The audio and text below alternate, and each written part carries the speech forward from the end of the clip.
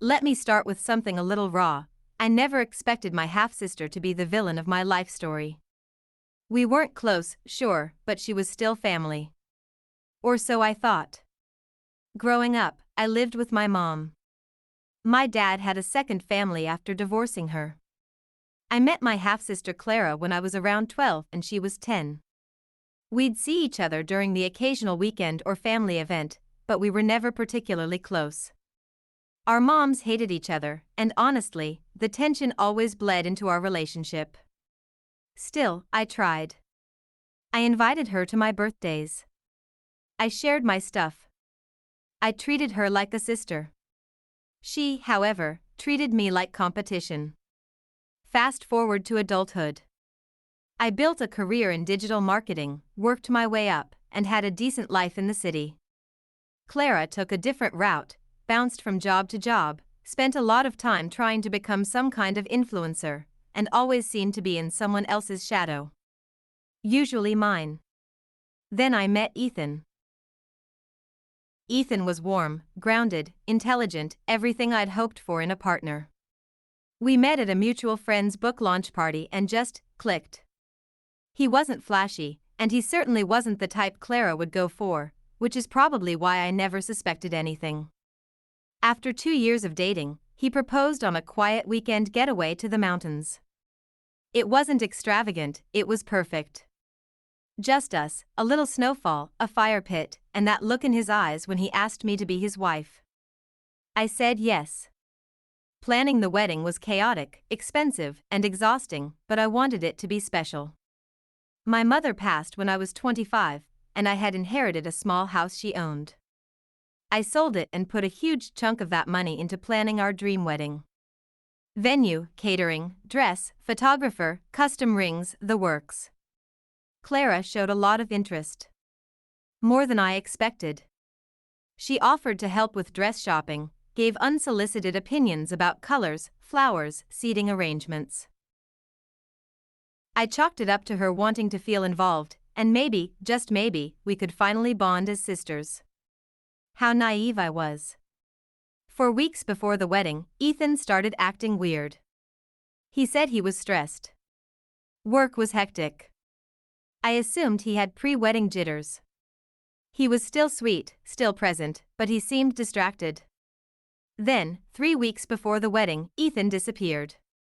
I mean literally disappeared. His phone was off. His apartment was cleared out. His parents said he'd told them he was going off the grid for a while and not to worry.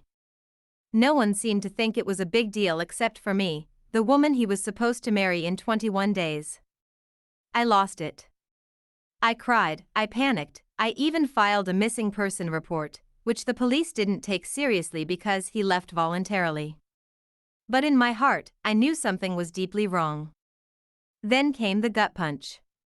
Clara posted a photo on her Instagram. It was subtle. Just her hand with a diamond ring, tagged in a small coastal town. Her caption said, "When love comes unexpectedly, red heart #new beginnings." My heart dropped into my stomach. I confronted her through text first. She left me on read. Then I went full scorched earth and showed up at her apartment. Her roommate said she'd moved out a week ago. It didn't take long before I found out what had happened. Clara and Ethan had been sneaking around for months. Apparently, it started as innocent flirtation during wedding planning and escalated quickly. He told her he wasn't sure about marrying me, and she convinced him that she was his real soulmate. And the best part? They were using my wedding. Yes. They got married on the exact day, at the exact venue, with my exact plans. Clara wore my dress. They served my menu. Even the monogrammed napkins had mine and Ethan's initials, because they were the same for Clara's name. It was the most grotesque, twisted thing I've ever heard of. My dad was there. He knew. He attended their wedding. When I called him and asked why he didn't warn me, his only response was, "Well, you're strong. I figured you'd bounce back." Bounce back. I locked myself in my apartment for 2 weeks. I didn't eat properly. I lost weight. I barely showered.